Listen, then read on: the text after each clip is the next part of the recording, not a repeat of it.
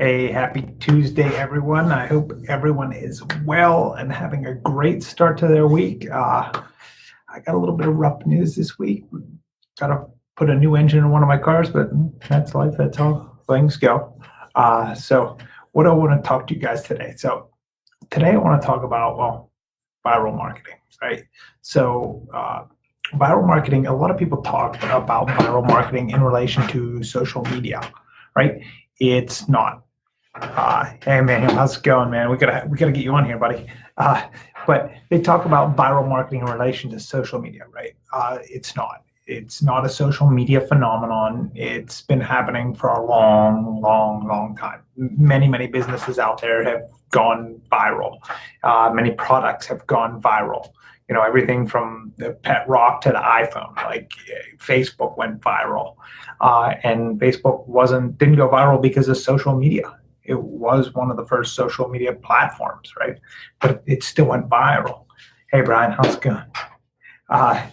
Yeah, man, we'll definitely have you on. So, Facebook went viral, right? So today I'm going to talk about the example of iPhone. Actually, behind me is how this works. So what happened when anything goes viral? So we'll take the iPhone, for example. So what happens? Hey, David, how's it going? So what happens is, I buy the iPhone, right? So I got the first iPhone way back in 2007. It came out at the end of June of 2007. I think I got mine in July of 2007. So hey, Mark, how's it going? So I pull this is an Android, but so I get my iPhone out. I have it and I show all my friends. I'm like, hey, check this thing out. Look at this. This is awesome. Check, this thing's incredible. So you can do this. So I start showing to my friends. So I start talking to my friends about the iPhone that I just got because I'm an early adopter, right? So I get the iPhone, so I'm talking to everybody about it. This thing is so cool. Look at what it frees up, and it was a hunk of junk, but it was very cool. So, I'm showing it to everybody, right? So then what happens? So I'm one of these people right here, right? So I'm one of these people. I'm happy. I am a happy customer, right? So then I start talking to my friends, right? So I go here, start talking to all my friends. So I start talking to all my friends about it. So, maybe I don't say this is my buddy Ron. So I start talking to my buddy Ron about the iPhone, right? So Ron doesn't run out and buy the iPhone. He's like, oh yeah, that's cool. This is really cool. What you're doing is this thing is really cool. But he's not buying. Somebody else is another early adopter. They talk to Ron, right? So Ron's like, yeah, Ray showed me this. This thing is really cool. So now Dave showed it to him. Dave also talks to his other buddy. This guy's a pretty early adopter. These are all on this bell-shaped curve, right? So you got your early adopters, your mid, your late, your laggards, right? So you got your 10% here that you're early adopters, right?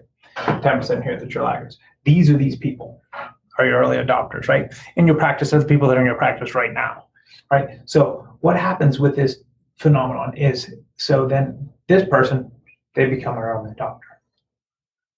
Or I'm sorry, a mid to early adopter. They're here. So then they talk to this person, right? So now we'll go back to the iPhone example. So now they're showing this person the iPhone. Now this social pressure on this person has become too much. Like the social pressure, they want to fit in with their peer group. The social pressure has become too much, right? So this person then converts.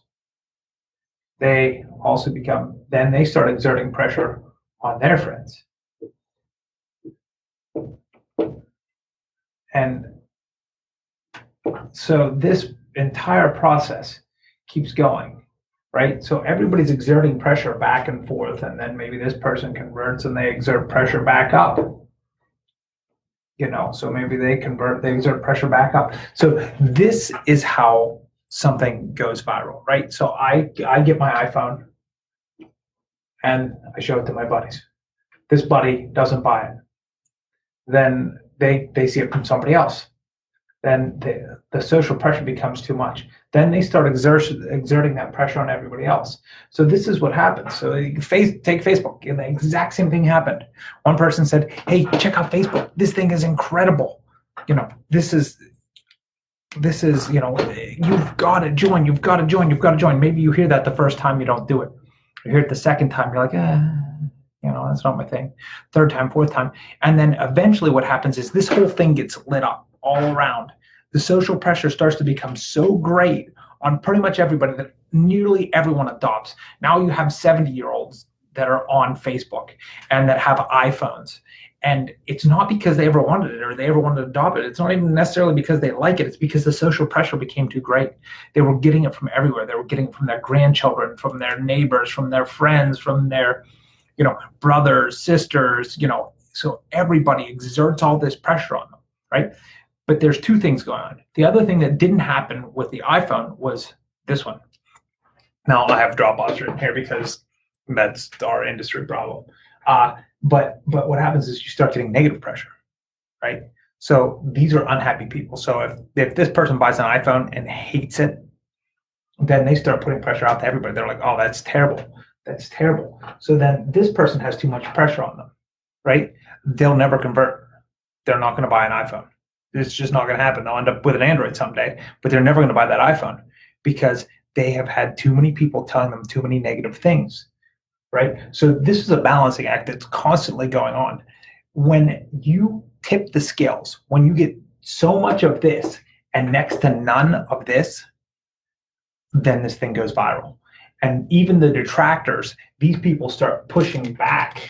These happy people start pushing back at the detractors. And, so the detractor will say, oh, that thing's horrible. I would never use it. Somebody will pipe up and say, well, I don't know what you're talking about. I love it. And then what happens is people that aren't even using it. So maybe this person isn't even using it.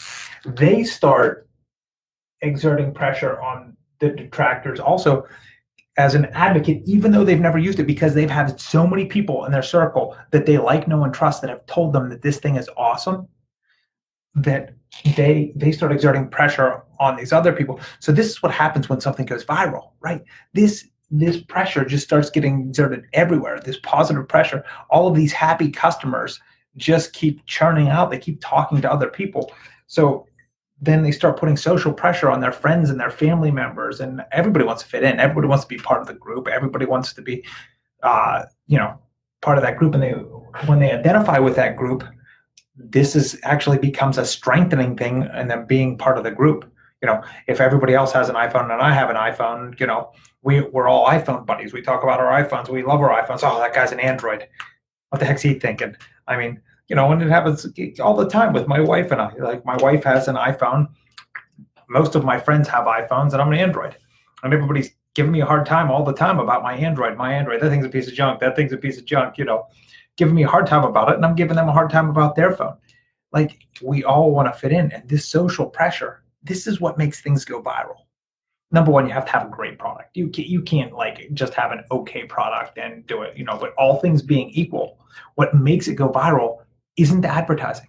It's not advertising. It has nothing to do with advertising, or very, very little.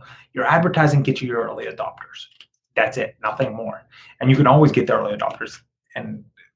But what the advertising then does, once they get the product in their hand or service in their hand, in our case, we're service-based industry, once they get the service in their hand, they become happy. Then they start talking about it.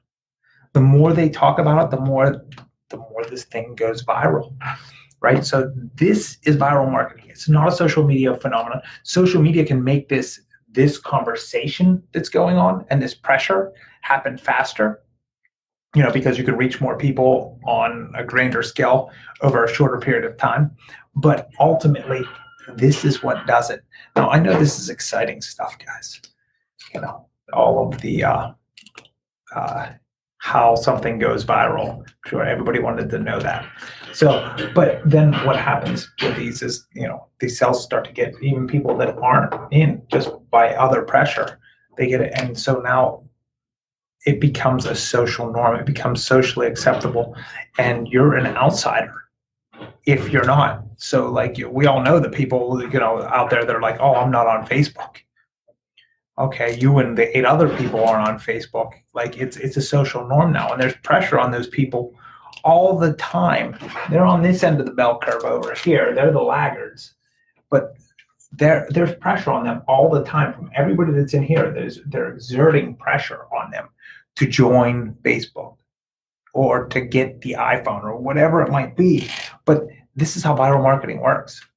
Viral marketing has nothing to do with the internet. You make this pet rocks, right? Pet rocks went viral. They were selling a rock in a box, and the thing went viral. How did it go viral? It went viral because of this, because of the social pressure from one kid to another kid. Oh, well, I have a pet rock. Do you have a pet rock? No.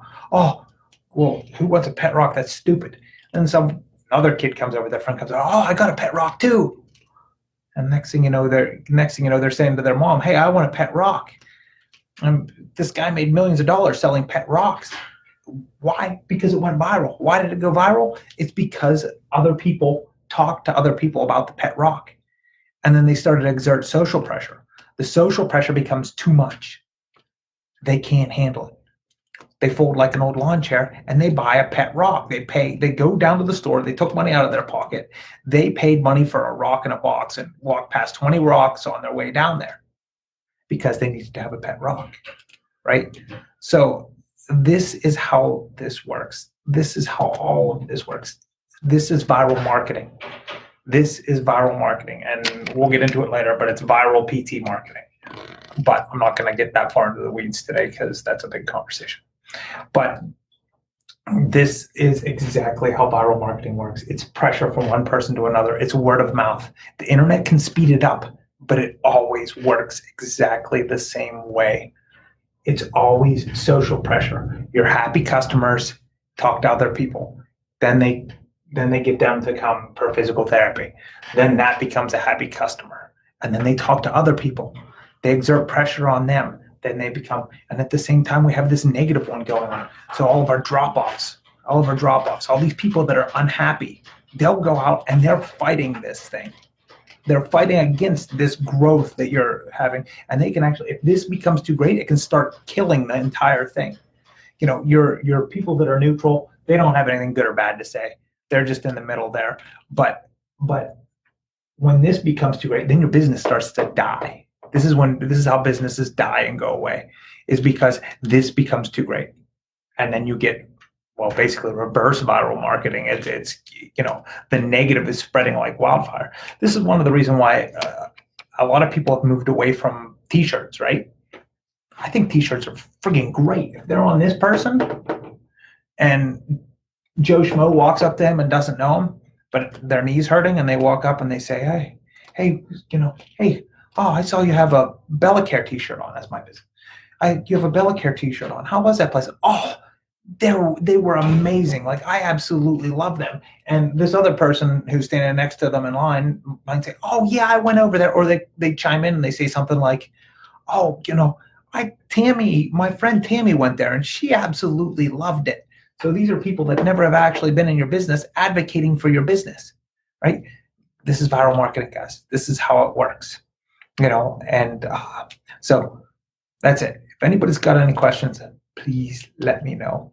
We're going to get into this. We're going to get into how to make this happen for your business, right? How can you make this happen? How do you do this? Well, how do we go about turning this viral marketing into something that we can actually use and not just a lesson on the board?